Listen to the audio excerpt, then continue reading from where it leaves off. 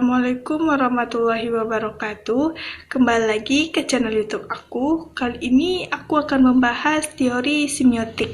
Nah, simak baik-baik ya materi yang akan aku sampaikan. Pengertian semiotik.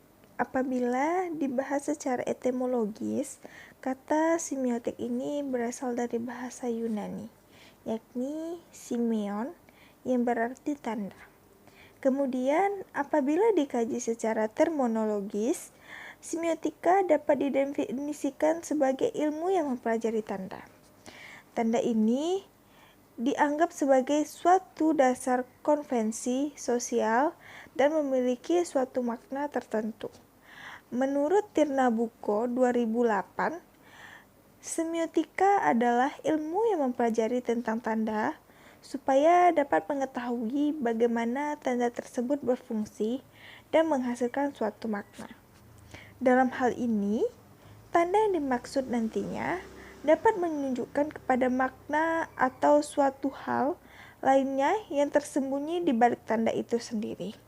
Dengan tanda lain, keberadaan tanda ini nantinya akan mewakili suatu hal yang berkaitan dengan objek tertentu. Objek-objek tersebut dapat membawa informasi dan mengkomunikasikannya dalam bentuk tanda. Nah, selanjutnya ada konsep dasar dalam semiotik. Tanda-tanda yang berupa gambar, misalnya ada ikon, indeks, dan simbol. Nah, ketiga ini memiliki penjabaran. Yang pertama ada ikon, tanda yang mirip dengan objek yang diwakilinya. Keberadaan ikon biasanya mirip dengan suatu hal yang dimaksudkan. Misalnya gambar toilet di suatu gedung atau pom bensin, berarti di situ adalah tempat toilet. Yang kedua ada indeks, tanda yang memiliki sebab akibat dengan apa yang diwakilinya. Misalnya di stiker paket kardus terdapat gambar gelas pecah. Itu berarti apabila paket tersebut dibanting, maka akan pecah, sama halnya dengan gelas tersebut. Nah, contoh lainnya adalah di sebuah tempat wisata terdapat tanda berupa jejak kaki, yang berarti disitulah tempat titik fotonya. Nah, yang ketiga ada simbol. Tanda yang didasarkan pada konvensi, peraturan, dan perjanjian atas kesepakatan bersama.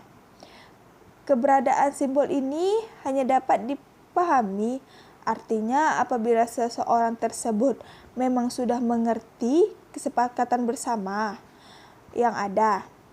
Misalnya tanda hati berwarna merah muda, itu artinya sebagai cinta, yang mana semua orang tanpa sadar telah menyepakati simbol dan arti dari hal tersebut. Nah, berikut ini contoh dari materi semiotik.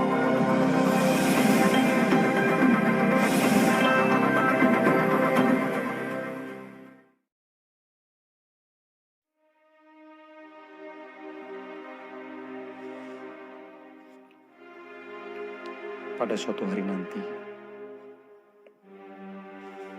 jasadku tak akan ada lagi. Tapi dalam bait-bait sajak ini, kau tak akan kurelakan sendiri. Pada suatu hari nanti, suaraku tak terdengar lagi. Tapi di antara larik sajak ini, kau akan tetap kusiasati. Pada suatu hari nanti, impianku pun tak dikenal lagi. Namun di sela-sela huruf sajak ini, kau tak akan letih-letihnya ku cari. Sapardi Djoko Damono. Pada suatu hari nanti, 1991.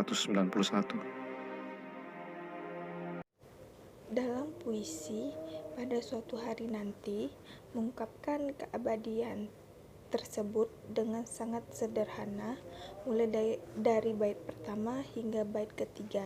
Tidak ada yang berubah tentang tema keabadian.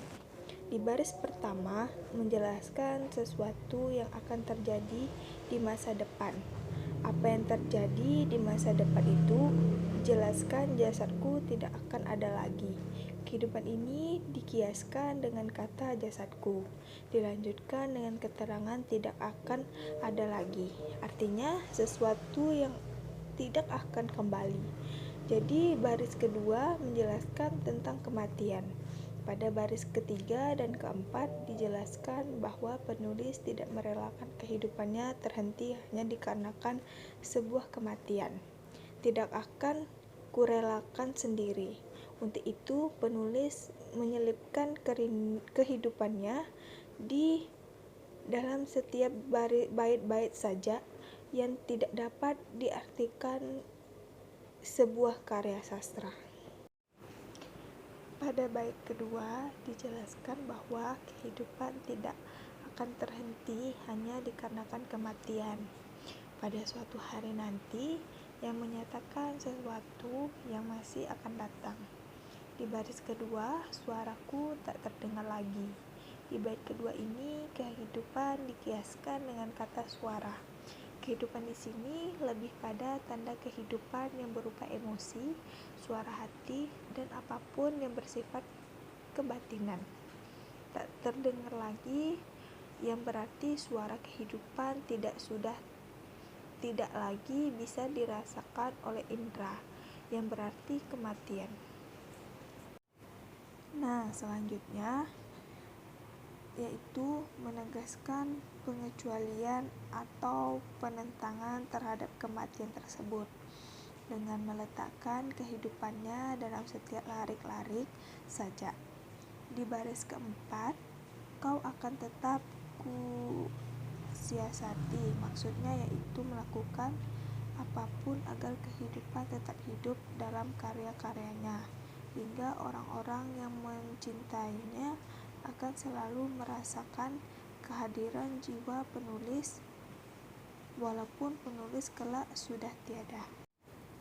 Nah, selanjutnya pada bait ketiga yaitu baris pertama masih sama, pada suatu hari nanti menjelaskan tentang apa yang kelak akan terjadi. Pada baris kedua, impianku pun tidak dikenal lagi. Kehidupan di sini dilambangkan dengan kata impian. Maksudnya tanda kehidupan yang ditegaskan di sini adalah yang terbentuk keinginan, hasrat, cita-cita. Pada bait ini tidak dikenal lagi. Maksudnya manusia tanpa sebuah mimpi sama saja dengan mati. Nah, selanjutnya menjelaskan bahwa walaupun impiannya kehidupan tidak dikenal, namun penulis tetap mencarinya dan berusaha agar kehidupannya kekal di dalam sela-sela huruf saja yang berupa kiasan dari karya-karyanya. Nah, itu tadi pembahasan tentang teori semiotik.